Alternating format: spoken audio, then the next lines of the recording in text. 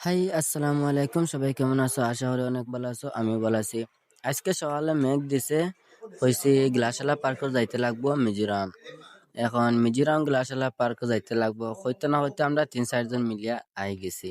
ইনো আবার বাদে হইয়ার টিকেটটা করতে লাগবো। এখন সে করতা একজনের দায়িত্ব নিছেন, ওইজন আমি করবো। এটার লগে টিকেট কইলেছেন, টিকেট করার বাদে আমরা উপরে আই গেছি। উপরে আইতে সময় যা সুন্দর, রাত হইলে আরো বেশি সুন্দর লাগলো। মানে আর আজকে মেঘলা দিন এটার লগে বীজটা সুন্দর না। আমরা তোরা কিতা দেন দেখাইতাম যার গতিকে আইসি কারণে এখন আইবার তো মেহনত তখন তো জো করতে লাগবো।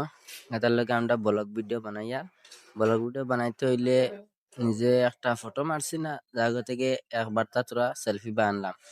ইনু গেছে এখন আয়া হইতে গ্লাসে উঠতে লাগবো। গ্লাসে হইতে না হইতে আমার বুকু তার দিছি, কারণ বুকুর ধড়ফড় করছে। ও লগর 2-3 জন উঠে গেছেন।